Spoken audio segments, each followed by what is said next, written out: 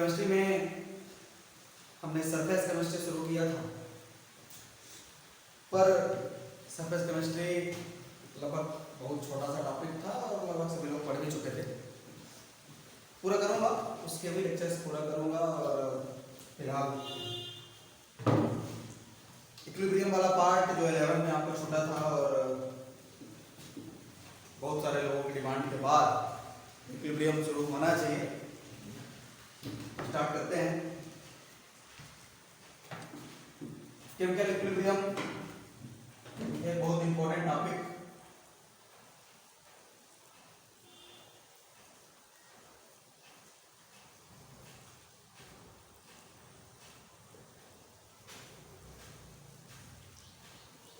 इस तरह की स्टेप हो सकती है। केमिकल इक्विलिब्रियम रासायनिक साम्यावस्था हिंदी में से कहते हैं।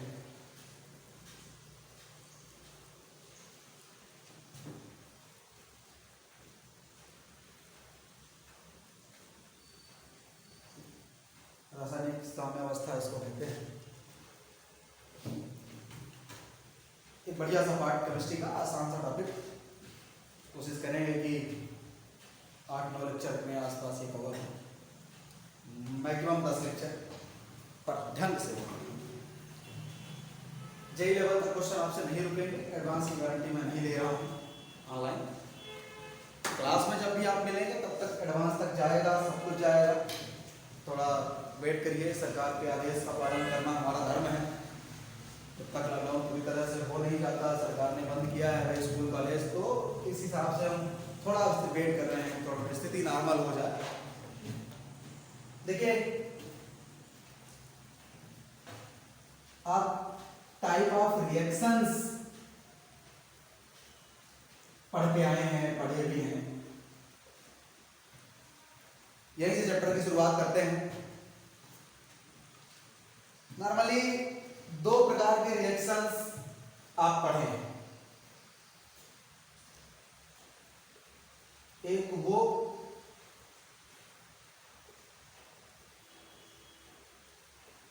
जो इरिवर्सिबल होती है, अनुत्क्रमणीय इसे हिंदी में कहते हैं।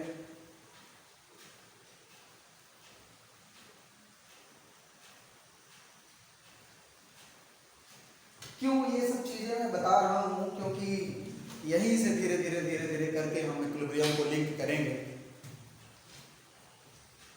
जैसे मैं मान लेता हूं कि A से B एक रिएक्शन हो रही है, A से B एक रिएक्शन हो रही है।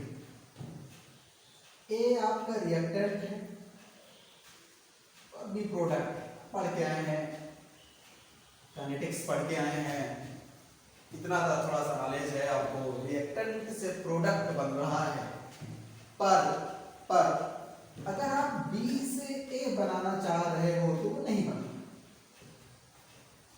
उसी टाइम पे अगर आप B से A बनाना चाह रहे हो तो नहीं बनता। रिएक्टेंट से प्रोडक्ट बनने की इस रिएक्शन को कहते हैं फॉरवर्ड रिएक्शन। अब दोबारा प्रोडक्ट से रिएक्टेंट बनाने की जो हमारी कल्पना थी उसे कहते हैं बैकवर्ड रिएक्शन।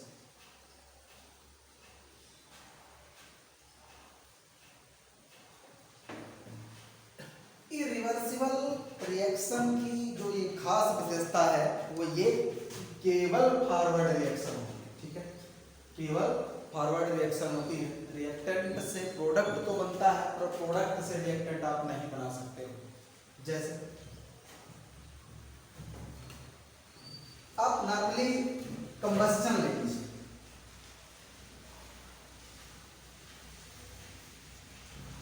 आप कंबस्टन की रिएक्शन ले लीजिए। कार्बन ऑक्सीजन जला दिए तो CO2 बने। ठीक है, मैं बैलेंस नहीं करने जा रहा हूँ। कार्बन स्वतंत्र अवस्था में नहीं पाया जाता कि मैं आप इस पे कमेंट करने लगे नहीं C+O2 गलत हो गया। मैं बताने का प्रयास कर रहा हूँ। कार्बन ऑक्सीजन के साथ मिलकर क्या बनाया? Carbon dioxide. ये तो गैस थी, उड़ गई। उसी टाइम पे आप उस कार्बन डाइऑक्साइड से कार्बन और ऑक्सीजन अलग नहीं कर सकते। जितने भी कंबस्टन रिएक्शन हैं ऑलमोस्ट 99% वो इरिवर्सिबल। अब केमिकल रिएक्शन में जो फिजिकल चेंज हो जाए वो इरिवर्सिबल है। जैसे मोमबत्ती का जलना, मतलब छोटी क्लासेस को उदाहरण हम पढ़े आए हैं कि मोमबत्ती जल गई, अब क्या आप जो वो जल गया उससे दोबारा मोमबत्ती बना पाओगे उसी तरह? नहीं। आप नॉर्मली पढ़ते आए हो हमेशा से दूध से दही का बनना, क्या आप दोबारा दही से दूध बना पाओगे? नहीं।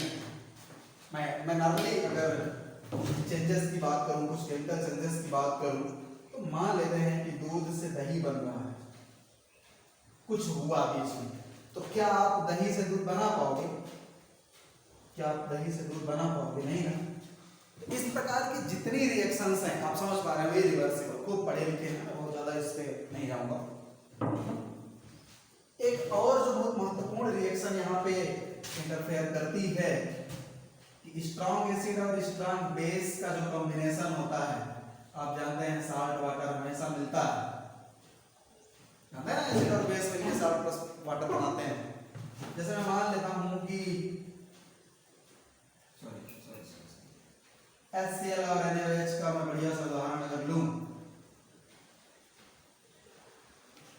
HCl और NaOH दोनों स्ट्रॉन्ग एसिड और स्ट्रॉन्ग बेस आपके सामने। क्या है ये स्ट्रॉन्ग एसिड स्ट्रॉन्ग बेस? शायद हम माइनिंग में और अच्छे से क्लियर कर पाए आप लोग। तो ये क्या बन गया भाई? Na और Cl तो मिल गए, देखिए कैसे, इसका H पॉजिटिव, इसका Cl नेगेटिव, इसका Na पॉजिटिव, इसका OH नेगेटिव, इसका पॉजिटिव, इसके नेगेटिव से इंटरैक्ट, तो क्या बन गया भाई? NaCl बन गया और H2O अलग। आप चाह के भी नमक से हाइड्रोक्लोरिक एसिड नहीं बना सकते। आप नमक में कितना भी पानी मिलाओ, ये नमक है, आप नमक में कितना भी पानी मिलाओ, क्या आप हाइड्रोक्लोरिक एसिड बना लोगे? नहीं, इरिवर्सिबल। और याद रखेंगे स्ट्रॉन्ग एसिड और स्ट्रॉन्ग बेस की रिएक्शन सदैव इरिवर्सिबल, हमेशा। स्ट्रॉन्ग एसिड और स्ट्रॉन्ग बेस की रिएक्शन हमेशा इरिवर्सिबल, पूछा जाने वाला स्ट्रॉन्ग एसिड और स्ट्रॉन्ग बेस की रिएक्शन हमेशा इरिवर्सिबल। ठीक है, याद रखेंगे इस चीज को। इरिवर्सिबल का एक बढ़िया सा उदाहरण ये आपके सामने था। ठीक है,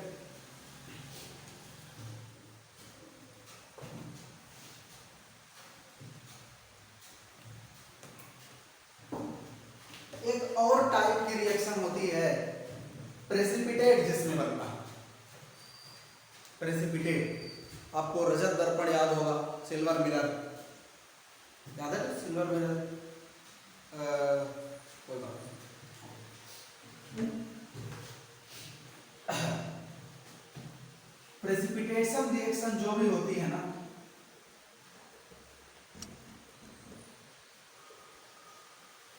ऐसी रिएक्शन जिसमें प्रेसिपिटेट हो तो सदैव इरिवर्सिबल।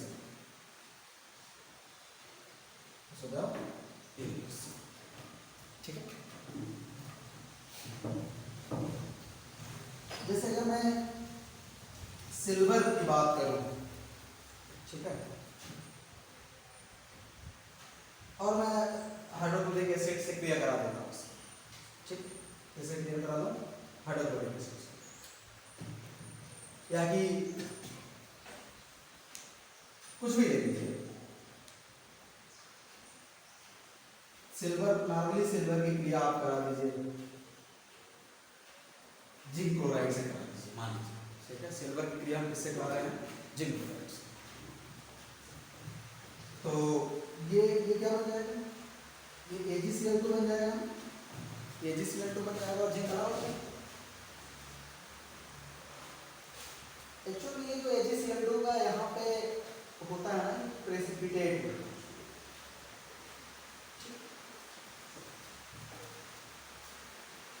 अवक्षय, घुलता नहीं, अघुलनशील। आप चाह के भी वो घुला ही नहीं है, वो रिएक्शन ही करने के लिए तैयार नहीं है, आप इससे आप अलग नहीं कर सकते इसको, ठीक। तो इस प्रकार की जो रिएक्शंस हैं वो सब इरिवर्सिबल है। इरिवर्सिबल रिएक्शंस में इक्विलिब्रियम नाम की चीज नहीं होती। अभी आपको समझ में आएगा इक्विलिब्रियम क्या। अभी आप ऐसा मान लीजिए कि नो इक्विलिब्रियम, अभी आप ऐसा मान लीजिए कि no equilibrium in irreversible irreversible reaction में कोई भी साम्यावस्था की नाम की चीज नहीं होती, वहां पे इक्विलिब्रियम नहीं। ठीक है, तो पॉइंट नोट करिएगा। अब हम आते हैं रिवर्सिबल वाले प्रोसेस, वो हम आते हैं रिवर्सिबल, जिसे उत्क्रमणीय कहते हैं।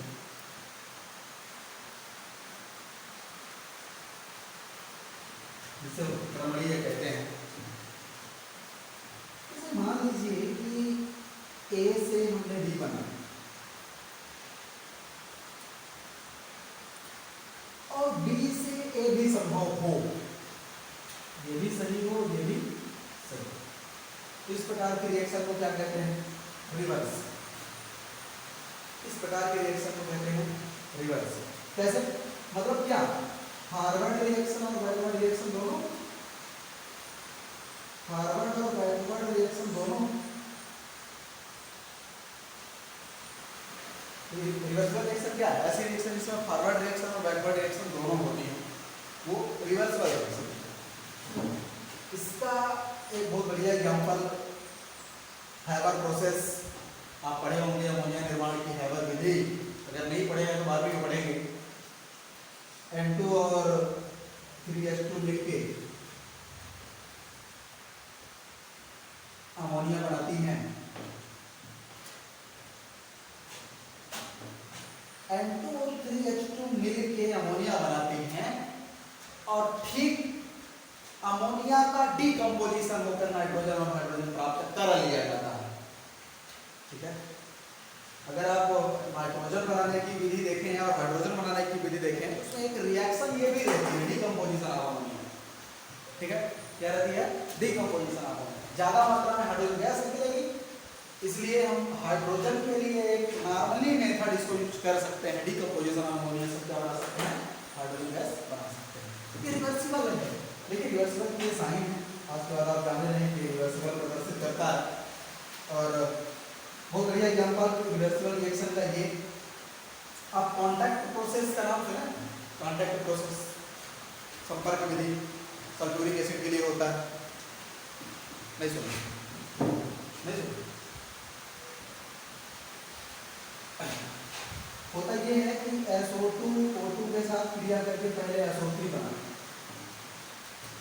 ठीक है, बैलेंस नहीं करना, बैलेंस आप कर लेंगे। ठीक है, बैलेंस आप कर लेंगे। कैसे बैलेंस कर लेंगे? अगर यहाँ 2 लिख दिया तो यहाँ 2 लिख दिया, बैलेंस हो गया। 2 सल्फर 2 सल्फर यस, 2 4 और 4 2 यस, पूरा बैलेंस हो गया। ये बढ़िया प्रोसेस है, ये बढ़िया प्रोसेस है।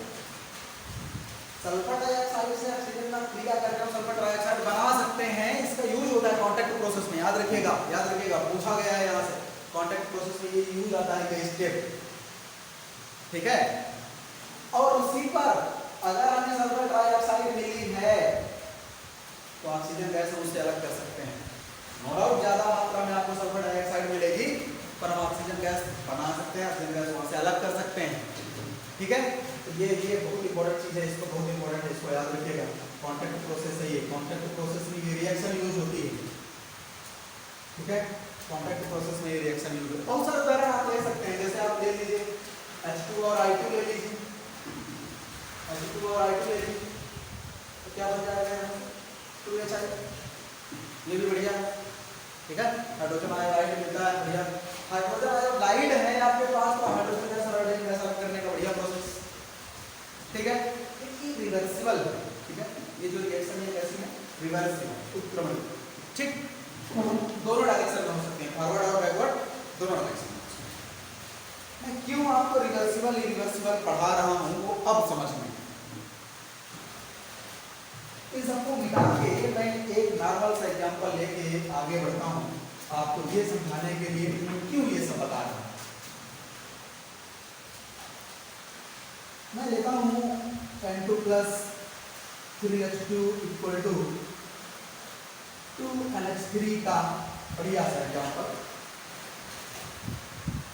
मैंने यहाँ पे एक ही डायरेक्शन का साइन लगाया है, इसके पीछे कुछ कारण है, मैं समझाना चाह रहा हूँ, बाकी ऐसे ही होगा। तो मैं जो बताना चाह रहा हूँ वो समझिए। मान लेते हैं कि शुरू में 3 मोल इसके हैं और 3 मोल इसके। मान लेता हूं मैं कि A मोल इसके हैं, B मोल इसके हैं, ऐसा कुछ वेरिएबल। A मोल इसके हैं, B मोल उसके। तो शुरुआत में तो ये 0 रहेगा ना, शुरुआत में तो ये 0 रहेगा ना। कुछ समय बाद, ध्यान से पकड़िएगा ये सब, कुछ समय बाद क्या होगा,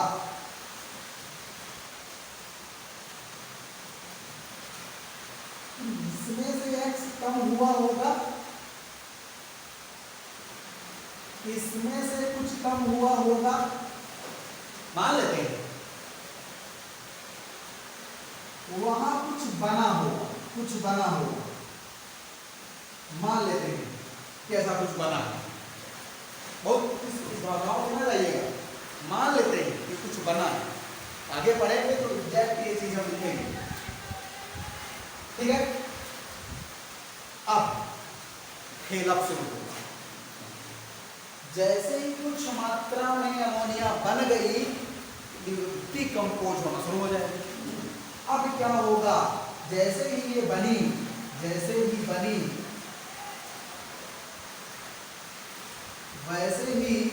वैसे ही अमोनिया डिकम्पोज होना शुरू हो जाएगी। जब तक 0 था कोई मतलब नहीं, जैसे ही थोड़ा मात्रा में अमोनिया बनी वैसे क्या होने लगेगा, तो उसका डिकम्पोजिशन होने लगेगा, तो नेचुरली हो रहा, ठीक है।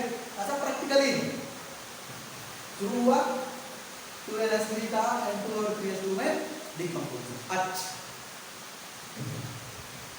अब सोच के देखिए, धीरे धीरे इन रिएक्टेंट्स के, अच्छा अब तक समझ पाए कि N2 + 3H2 से अमोनिया बना, और जैसे ही अमोनिया बना उसका डिकम्पोजिशन होने लगा। मतलब क्या, रिएक्शन फॉरवर्ड डायरेक्शन में भी हुई, रिएक्शन बैकवर्ड डायरेक्शन में भी,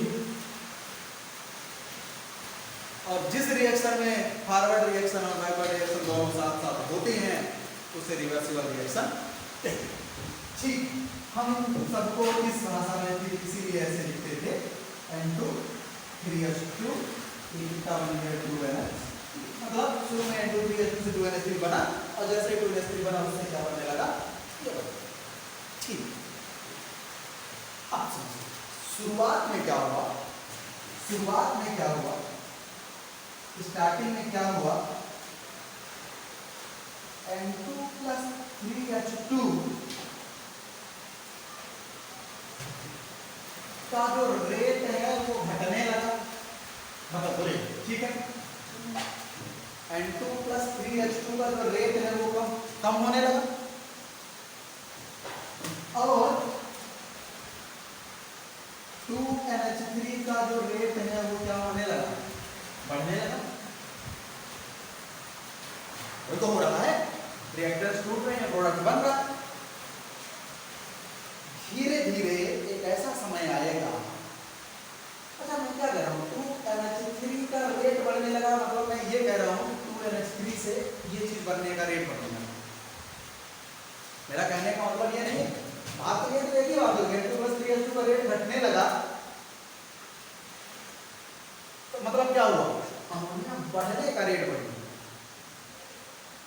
जिस रेट से ये घटेगा उस रेट से तो वो बढ़ेगा भी, और उसके डिकम्पोजिशन का रेट भी बढ़ने लगा। अमोनिया टूटने भी तो लगा, मतलब इसके घटने की दर, इसके बढ़ने की दर, मतलब क्या, रेट ऑफ फॉरवर्ड रिएक्शन घटने लगी और रेट ऑफ बैकवर्ड रिएक्शन बढ़ने, ये मैं कहना चाहता हूँ। क्या कहना चाह रहा हूँ? 2NH3 का रेट बढ़ने लगा। 2NH3 में मैं एरो इसीलिए लगाया हूँ, 2NH3 से ये बनने का रेट बढ़ने लगा। N2+3H2 से एरो मैं इसीलिए लगाया हूँ, N2+3H2 से बनने का रेट घटने लगा। तो मैं क्या कहना चाह रहा हूँ? मैं क्या कहना चाह रहा हूँ, यहाँ पे लिखता हूँ कि rate of forward reaction, rate of forward reaction घटने लगी और रेट ऑफ बैकवर्ड रिएक्शन बढ़ने लगी।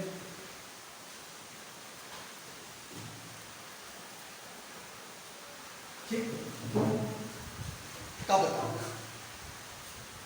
ये घट रही है, वो बढ़ रही है, एक निश्चित समय बाद दोनों के रेट सेम हो जाएंगे।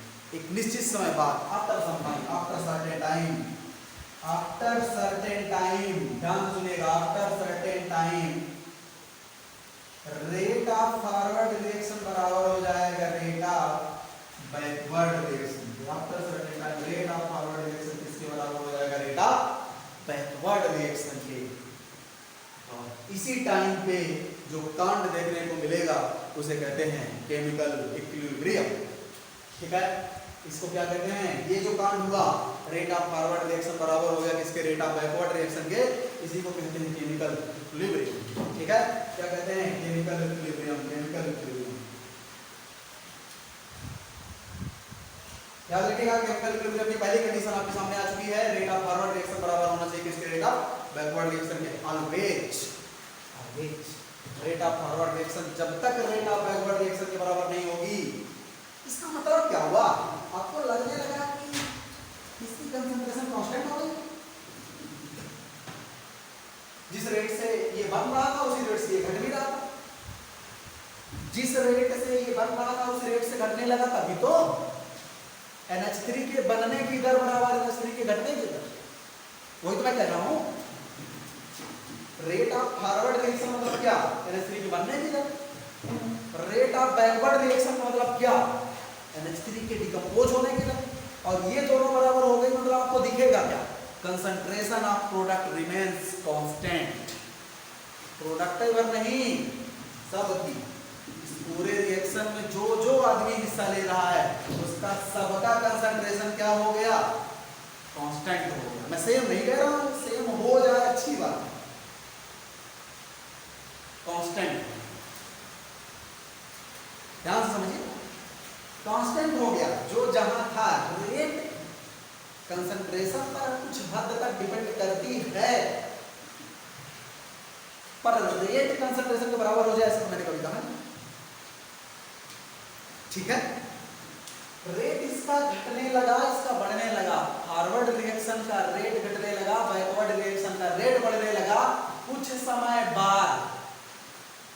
समय बाद जब फॉरवर्ड रिएक्शन का रेट बैकवर्ड रिएक्शन के रेट के बराबर हो गया, उस कंडीशन पे हो गया इक्विलिब्रियम।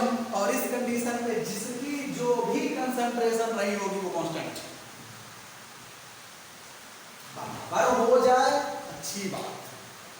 दिखाऊंगा मैं आपको एडवांस का क्वेश्चन अभी कुछ समय बाद, मल्टीपल करेक्ट का क्वेश्चन था और बढ़िया क्वेश्चन पूछा। ठीक है, ये बात क्लियर हुई है, ये बात क्लियर हुई है। इक्विलिब्रियम की दो कंडीशन, अभी तो कहोगे साहब एक ही कंडीशन बताया, दो कंडीशन। पहली कौन? रेट ऑफ फॉरवर्ड रिएक्शन बराबर हो जाए रेट ऑफ बैकवर्ड रिएक्शन का। दूसरी कौन? Concentration of reactants and products remain constant. हाँ, बराबर हो जाए अच्छी बात, ही बराबर हुए कोई बात नहीं, कांस्टेंट हो जाए। ठीक है, ठीक है, मिटाओ इसको। अच्छा, अब आपको बोर्ड अभी देना नहीं है, इसलिए मैं लिखाने का प्रयास नहीं हूँ कि अब आप लिखिए उसको, जो भी है ये इसको इसी तरह लिखिए, उसी तरह समझिए, फील करिए इक्विलिब्रियम क्या है। आज के बाद केमिकल इक्विलिब्रियम नाम आए तुरंत आपको क्या सीन आना चाहिए कि एक रिएक्टेंट रहा होगा, एक प्रोडक्ट रहा होगा, रिएक्टेंट से प्रोडक्ट बन रहा था, जैसे ही प्रोडक्ट अपना उल्टा मारना शुरू कर दिया, रिएक्टेंट घटने लगा, रिएक्टेंट से प्रोडक्ट की रेट घटने लगी, प्रोडक्ट से रिएक्टेंट वाली रेट बढ़ने लगी। और जिस टाइम पे रेट ऑफ फॉरवर्ड रिएक्शन बराबर हो गई रेट ऑफ बैकवर्ड रिएक्शन पे, वही हो गया केमिकल इक्विलिब्रियम। और उस टाइम पे रिएक्टेंट्स और प्रोडक्ट की जो भी कंसंट्रेशन रही होगी वो क्या हो जाएगी, कांस्टेंट। क्यों? क्योंकि प्रोडक्ट जिस रेट से बन रहा था उसी रेट से घट रहा। एक्चुअल में मान लेते हैं कि एक बाल्टी ऐसे थी, खूब बढ़िया इसमें पानी भरा हुआ है,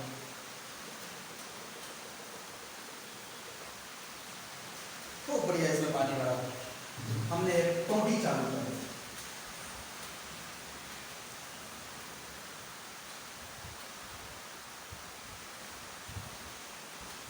उससे पानी गिरने लगा, उस टोटी के बराबर ही हमने यहाँ छेद कर दिया।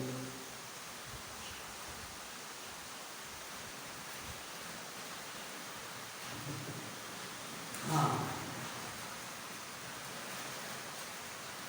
क्या इसके वाटर लेवल पे कोई फर्क होगा? नहीं, क्योंकि जितना पानी आया उतना पानी,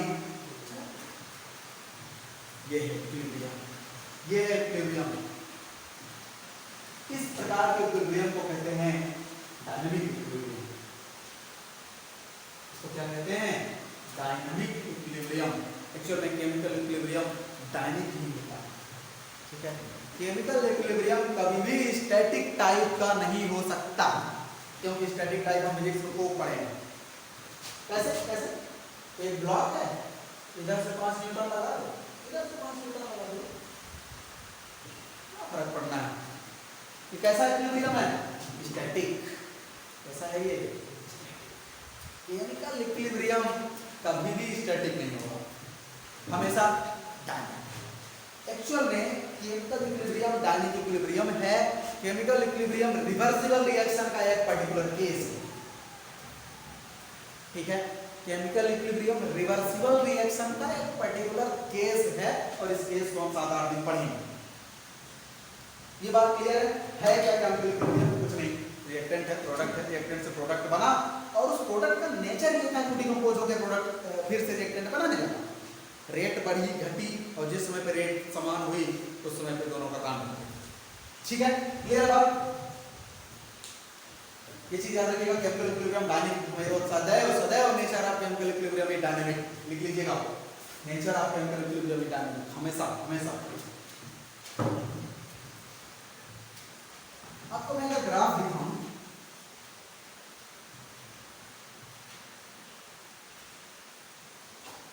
मैं रेट ऑफ रिएक्शन यहां पे ले रहा हूं,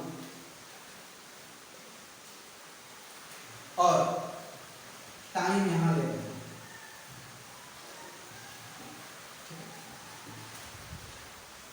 अच्छा, फॉरवर्ड रिएक्शन का रेट घटेगा, शुरू में सबसे ज्यादा होगा। फॉरवर्ड रिएक्शन क्या 0 से शुरू होगी क्या? नहीं, शुरू में 0 से क्या शुरू होगा? प्रोडक्ट। तो शुरू में यहां पे फॉरवर्ड रिएक्शन रहा होगा, और धीरे धीरे ये घटने लगेगा ऐसे।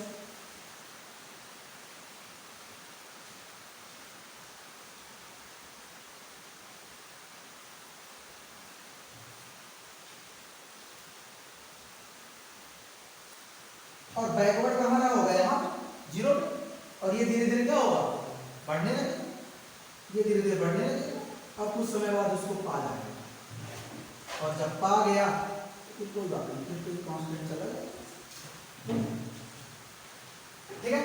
तो ये हो गया फॉरवर्ड रिएक्शन, और ये हो गया बैकवर्ड। और ये पॉइंट जहां पे ये दोनों मिल गए वो क्या कहलाया? पॉइंट ऑफ इक्विलिब्रियम, साम्य बिंदु इसे कहते हैं, ठीक है। ये पॉइंट क्या कहलाया? और इस टाइम पे इक्विलिब्रियम टाइम, ठीक है। जहां पे ये मिले, यहां पे ये जो कुछ रेट रही होगी वो क्या कहलाएगी? रेट एट इक्विलिब्रियम, और ये पॉइंट कहलाया टाइम एट इक्विलिब्रियम। फिर तो टाइम बढ़ता जाएगा और रेट क्या रहेगा? देख रहे हैं आप, रेट क्या हो गया? कांस्टेंट, ठीक है। कंसंट्रेशन वाला ग्राफ अगर मैं आपको दिखाऊं,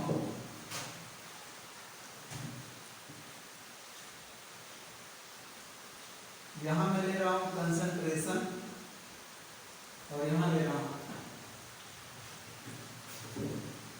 शुरू में कंसंट्रेशन इसकी कितनी होगी प्रोडक्ट की, रिएक्टेंट्स मान लो दो हैं, तो ये ऐसे, कुछ समय बाद ये कांस्टेंट, मान लो कुछ और है ये ऐसे, कुछ समय बाद ये कांस्टेंट, यहां से ये शुरू होगा, कुछ समय बाद ये।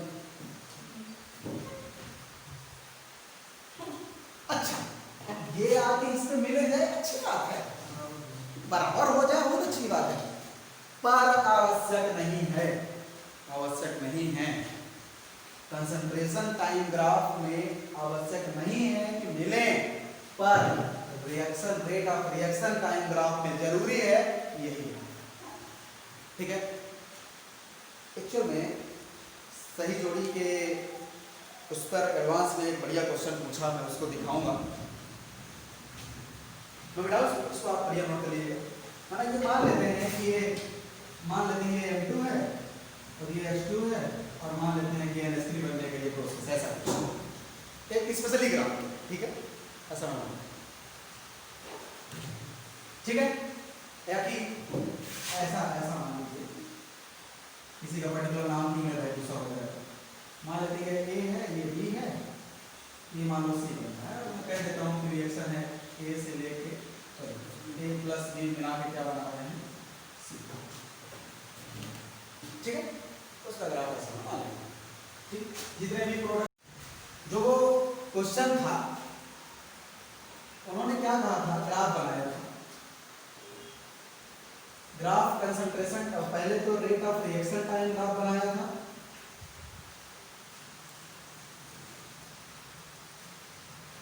एक ग्राफ उन्होंने ऐसा बनाया था, ठीक है, ये फॉरवर्ड था, ये बैकवर्ड था,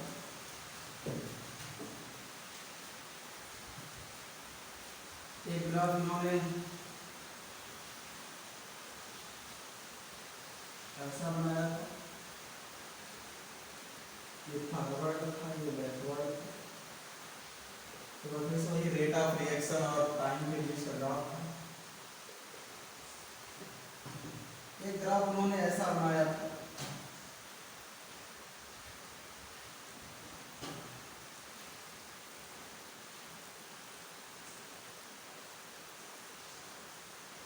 रेट ऑफ रिएक्शन और टाइम, और उसी ग्राफ में उन्होंने कह दिया था कि कंसंट्रेशन का भी यही ग्राफ, ठीक है, उन्होंने ये कह दिया था कि कंसंट्रेशन टाइम ग्राफ भी वही, कंसंट्रेशन टाइम ग्राफ भी यही, ठीक है, उन्होंने कहा था कि कंसंट्रेशन टाइम ग्राफ भी, ठीक। एक और ऑप्शन था, कुछ उल्टान टाइप का एक और ऑप्शन था उनके पास, ऐसा था, दिख रहा है यहाँ पर, नहीं चलो क्या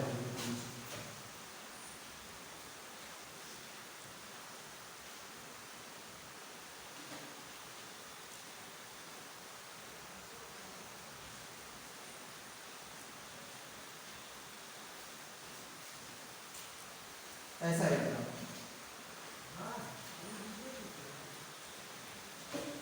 ग्राफ ऐसे है,